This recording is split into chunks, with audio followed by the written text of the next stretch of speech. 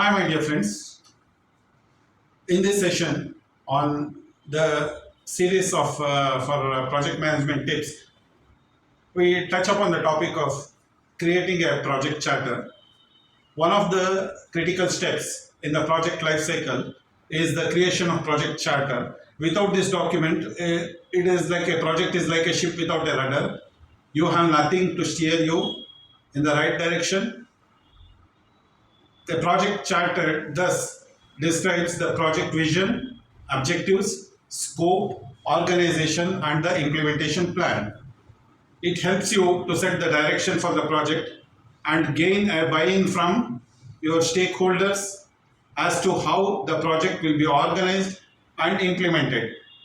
It will help you to control the scope of your project by defining exactly what it is that you have to achieve. To define a project starter, there are 4 steps. One is identify the project vision, describe the project organization, plan the approach to implementation, list the risks and issues. Now let us see each one of this. Step 1 is identifying the project vision. Vision is the first step taken when defining a project charter is to identify the project vision. The vision encapsulates the purpose of the project and is defined end goal for the project team. Now what is objectives? Based on the vision, one has to list 3 to 5 objectives to be achieved by the project. Each objective should be specific, measurable, achievable, realistic, and time bound. SMART. Scope. With a clear view of the vision and objectives of the project, it's time to define the project scope. The scope defines the formal boundaries of the project by describing how the business will be changed or altered by the project delivery. Then there are deliverables. One has to describe each of the deliverables that the project will produce. In the step 2, we describe the project organization. The next step is to identify how the project will be structured by listing the customers, stakeholders, roles, responsibilities, and reporting lines. Customers, first identify the project customers. A customer is a person or an entity that is responsible for accepting the deliverables when the project is complete. Stakeholders is a person or entity within or outside the project with a specific key interest or stake in the project. For example, a financial controller will be interested in the cost of the project, and a CEO will be interested in whether the project helps to achieve the company vision. Roles. One has to list the key roles involved in delivering the project. Examples of roles include the project sponsor, project board, a project manager.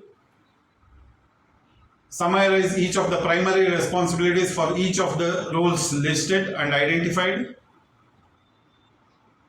Structure. Once you have a clear view of the roles needed to undertake the project, you can depict the project reporting lines between those roles within a project organization chart. Now in the step 3, it is about planning the approach to implementation. You now have a solid definition of the project, of what the project needs to achieve and how it will be organized to achieve it. The next step is to describe the implementation approach which follows. Implementation plan. To provide the customer and stakeholders with confidence that the project implementation has been well through, create an implementation plan listing the phases, activities, and time frames involved in undertaking the project. Milestones. In addition, list any important milestones and describe why they are critical to the project. A milestone is typically an important project event, such as the achievement of a key deliverable. Dependencies. List any key dependencies and their criticality to the project. A dependency is defined as an activity that is likely to impact on the project during its life cycle. Then the resource plan. Create a plan which summarizes the resources involved in undertaking the project by listing the labor, equipment, and materials needed. Then budget the financial resources needed. In the step 4, one has to list the risks and issues. The final step taken to complete your project charter is to identify any project risks, issues, assumptions, and constraints related to the project. And that's it. If you complete each of these steps above, then you will create a solid project charter for your project, helping you to manage, scope, and deliver consistently on time and within the budget. With this, we come to the end of this video.